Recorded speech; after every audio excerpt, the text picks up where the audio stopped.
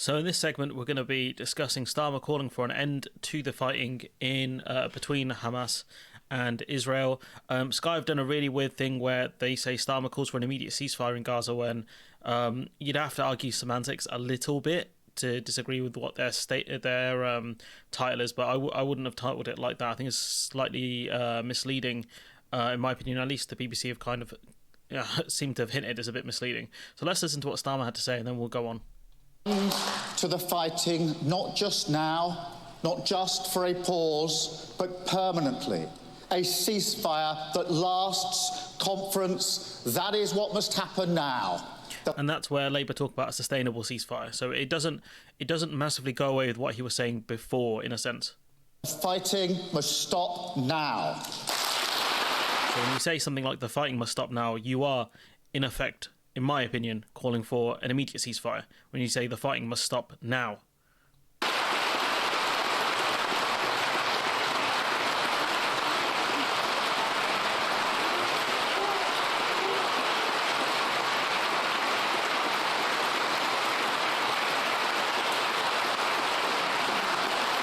I'm trying to see how the members in Scotland feel about this, and it's pretty clear.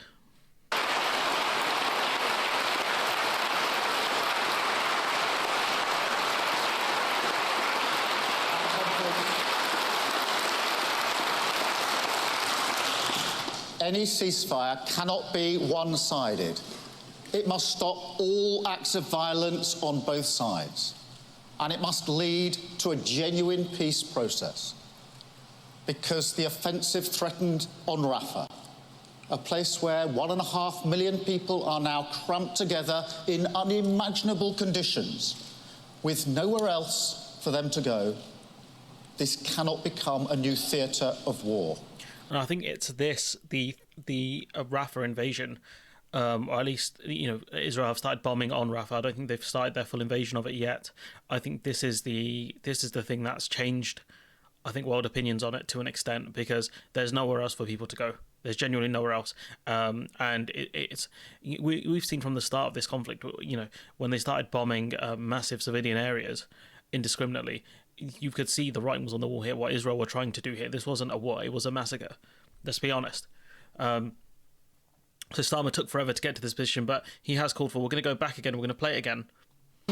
To the fighting, not just now, not just for a pause, but permanently. A ceasefire that lasts, conference, that is what must happen now. The fighting must stop now. So he's very clear, the fighting must stop now. He doesn't use the words immediate ceasefire, and I wonder if that's to give him some leeway out of this SNP motion. I do wonder. Stephen Flynn, the SNP have been really good on this issue, calling for a ceasefire. I think when it was very clear, when the indiscriminate bombing started very early on, the SNP were calling for an immediate ceasefire because they could see this was not a war between a terrorist organisation and a nation state. This was very much a nation state slaughtering innocent civilians. So huge credit to the SNP. So we're going to listen to this clip from Flynn. We need a ceasefire, and we need it now. Since the Israeli bombardment of Gaza began, some 30,000 civilians have been killed, some 70,000 people have been injured, and 90% of the population is close to starvation. In Rafah, an area which is usually home to 180,000 people, 1.4 million people are currently there. You notice Rafah has been mentioned twice there by two different politicians. That's interesting. And they are under bombardment from the Israeli Defence Force. It's quite clear that enough is enough. We need the UK, we need the US, and we need all of Israel's allies to speak out in favour of a ceasefire. So this week, SNP MPs will be bringing forward a motion to the House of Commons to back an immediate ceasefire. History will judge all of us by our words and by our actions. It's time for MPs to take a stand and back a ceasefire. 100%, I agree. I agree with this. I think this is the right action to take. Moving on, this is where I think the BBC kind of calls an issue with it, with what Starmer said. Well, kind of the differences between what Sawa said and what Starmer said. So, they talk about the motion. The motion is not binding on the government. Instead, they typically express the opinions of the opposition MPs. But I think it's important to put this stuff on record and try and put pressure on the government to make the right decision. You have to start from somewhere. Sawar said there was no distance between Scottish Labour's position and Starmer's position, despite the Labour leader failing to use the term immediate ceasefire in his speech. But I think it was very clear, when you say the fighting must end now, I think, that it's clear what his position is on this. At least in my opinion. You never know with that geezer, honestly. And this is where, Israel have claimed that no victory without Rafah operation, according to Netanyahu. So it's very clear he's going to go ahead with this. And I think there's going to be a lot more international pressure on him. But the problem is they don't care. Unless the only way we can get anywhere with this is an immediate end to military support for Israel. But also, I think they're going to have to put sanctions. They're going to have to threaten sanctions on Netanyahu and say, like, if Israel invades Rafah, then there's going to be immediate sanctions on top Israeli officials. That's the only way I can see this going. So we've gone over this already. So, you can see that Scottish Labour, according to Sawar, have unanimously passed a motion calling for an immediate ceasefire in the Middle East. That was yesterday. So, this goes further than Starmer and the party in London has gone, increases pressure on the leadership ahead of the ceasefire vote in the Commons on Wednesday. So it's clear that Scottish Labour have had a different position to what Starmer had, but it looks like at least Starmer is pushing for an immediate ceasefire. I think it's hard to know, given that Starmer's Labour was saying we need to look at the SNP's wording on their motion, but it's been out since Wednesday, and so Labour are being very coy here, and I genuinely don't get why. There were rumours going around that Labour were in discussion with the SNP over wording, but according to Stephen Flynn, that has not happened. The Labour Party have stated they're in discussions with the SNP over our immediate ceasefire motion. This is not true. This is what Stephen Flynn has said. So, I think we can take him at face value. This is what David Cameron, the Foreign Secretary, had to say. But get the pause, get the talking going, stop the fighting, start looking at that longer term solution. I'm confident that we know what the elements are that are necessary, and Britain will do everything it can to try and make sure those things happen.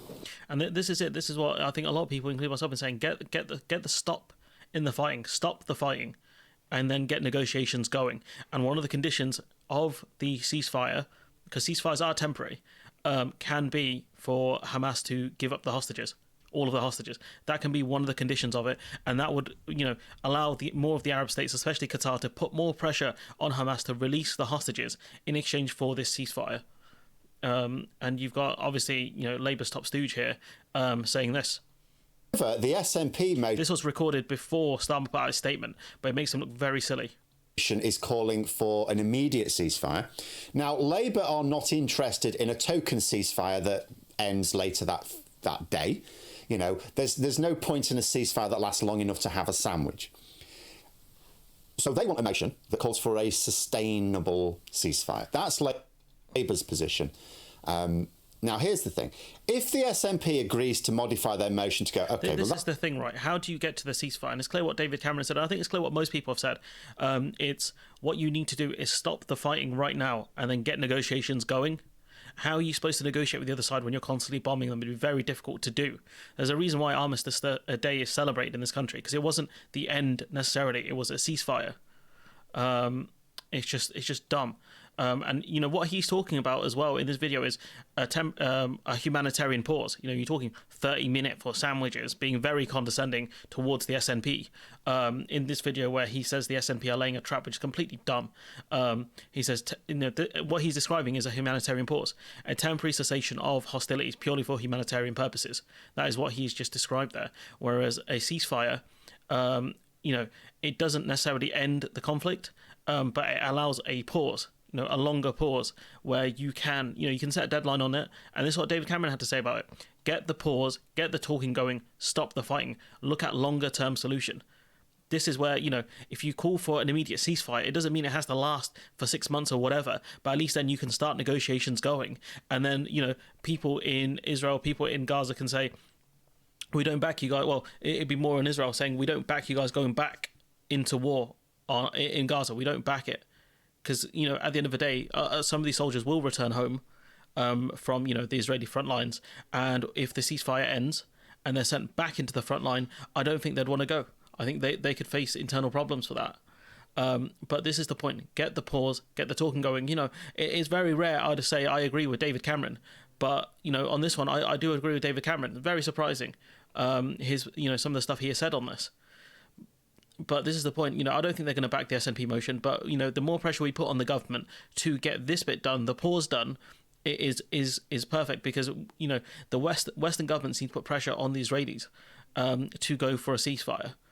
And the Arab countries have to do their bit and push Hamas to get a ceasefire. Qatar have tried a lot to get something done, but it's been proving incredibly difficult. And I don't think that's down to, I think that's more down to the Israeli side, but I'm not sure, especially given Netanyahu making statements like no victory without Rafah operation, despite the fact that it's a massive population density there.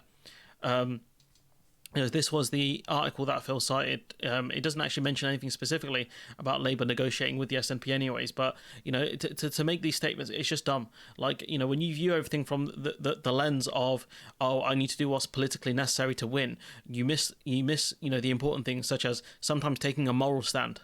Sometimes taking a moral stand is more important, and building momentum from there. It's not always about win and do the right thing.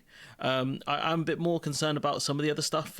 You had David Lammy saying, Laura Kuenssberg asking him, there's another vote for an immediate ceasefire in Gaza, asking David Lammy, will you back it? And, you know, Lammy saying, I haven't seen the motion. Kuenssberg reads it to him. He goes, that's not a motion. That's just a form of words swirling on social media. So I don't know what that's about. It's a bit dumb, to be honest with you. But point being is that, you know, where do ceasefires typically start from? You know, where do longer term peace solutions start from? And given that we're going to go over it again, what Starmer said here. Fighting not just now, not just for a pause, but permanently. A ceasefire that lasts. Conference, that is what must happen now. The fighting must stop now. The fighting must stop now. That's what he's called for. The fighting must stop now, and we must lead to a longer-term solution. That is the way I've read it. If I've read that wrong, then, you know, fair enough, I'll take an L on it. But I think, you know, as Cameron said, and again, it hurts me to have to agree with this man, but get the pause, get this ceasefire now, get the longer-term solution going, get some sort of peace settlement longer term. You know, we need to see a Palestinian state. That's what we need from this. We need to see Palestinian sovereignty. And we need to see ultimately the end of Hamas. We need to see a new government formed in Gaza. That's what we need. You know, a government that's there to help people in Gaza, because Hamas are not popular in Gaza. They're not. You know, there was a guy, Lines on Maps, William Spaniel. He did a video on it last month where polling before the conflict had started, Hamas were deeply unpopular in Gaza. No one likes terrorist groups running their country. Not really. But anyways, I'm going to leave it there. Let me know what you think in the comments below. Like, comment, share, subscribe. You know, I think Labour finally been dragged into the right area. You had a video of Rachel Reeves basically running away from people asking her about, you know, does she back a ceasefire, and if not, why not? But yeah, anyways, I'll leave it there. Let me know what you think in the comments below. Like, comment, share, subscribe. If I've read this wrong, I'll take an L on it, and I'll catch you in the next one.